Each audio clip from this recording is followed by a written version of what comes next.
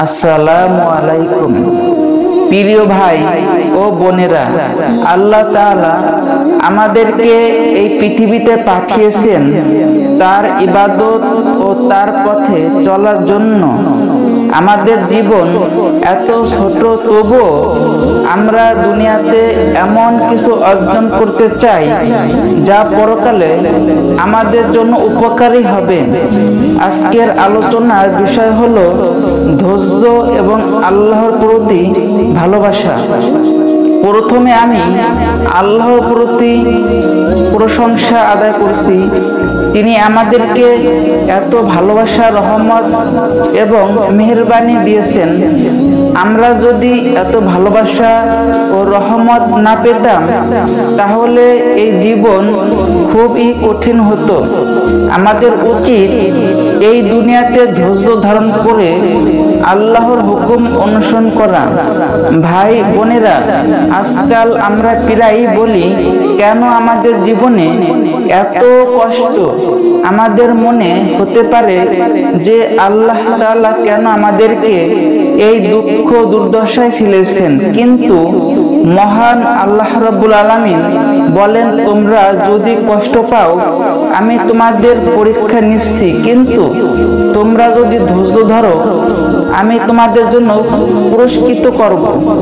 এখানে মহান আল্লাহ রাব্বুল আলামিন আমাদেরকে শিখিয়েছেন যে কষ্ট ও বিপদ আসবে, কিন্তু আমরা যদি ধৈর্য ধারণ করতে পারি এবং আল্লাহর ওপর বিশ্বাস রাখি তাহলে সেই কষ্ট আমাদের জন্য দুনিয়া ও আখিরাতে আল্লাহর কাছ থেকে পুরস্কৃত হবে। প্রিয় ভাই বোনেরা, আমাদের জীবনে যখন কষ্ট আসে তখন এটি আমাদের জন্য এক ধরনের পরীক্ষা। আল্লাহ আমাদেরকে পরীক্ষা করে দেখেন আমরা তার প্রতি কতটা বিশ্বাস রাখি। কিন্তু ধৈর্য ধরার মানে কি শুধু চুপচাপ বসে থাকা? না, ধৈর্য মানে হলো কঠিন পরিস্থিতিতে আল্লাহর ওপর বিশ্বাস রেখে তার হুকুম অনুযায়ী কাজ করা। আমরা যদি এই দুনিয়াতে সফল হতে চাই তবে আমাদের উচিত আল্লাহর পথ অনুসরণ করা এবং যে কোনো পরিস্থিতিতে তার হুকুম মেনে চলা। রাসূলুল্লাহ সাল্লাল্লাহু আলাইহি ওয়াসাল্লাম বলেছেন, বিশ্বাসী মানুষের অবস্থা আশ্চর্যজনক। যখন ভালো কিছু হয় তখন সে শুকরিয়া জানায়, আর যখন কঠিন পরিস্থিতি আসে তখন সে ধৈর্য ধারণ করে। দুইটাই তার জন্য কল্যাণকর। সহিহ মুসলিমের হাদিস। এখানে রাসূলুল্লাহ সাল্লাল্লাহু আলাইহি ওয়াসাল্লাম আমাদের শেখালেন যে কেবল সুখে না, দুঃখেও ধৈর্য ধারণ করা আমাদের জন্য কল্যাণকর।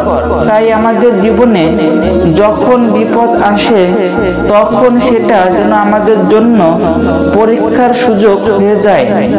আল্লাহ তাআলা আমাদেরকে কোরআনে বলেছেন, যে ব্যক্তি আল্লাহর পথে চলবে আমি তাকে কখনো হতাশ করব না।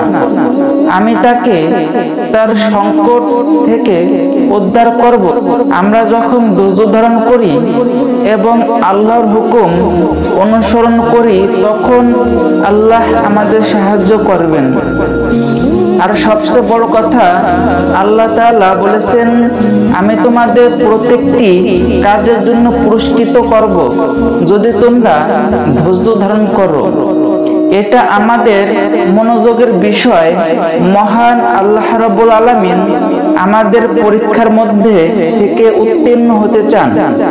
আমরা যদি আল্লাহর উপর বিশ্বাস রেখে তার পথে চলতে থাকি তাহলে মহান আল্লাহ রাব্বুল আলামিন আমাদের পরাক্রমশালী করে তুলবেন এবং একদিন আমরা জানবো যে এই কষ্ট আমাদের পরকালের জন্য শ্রেষ্ঠ উপহার ছিল।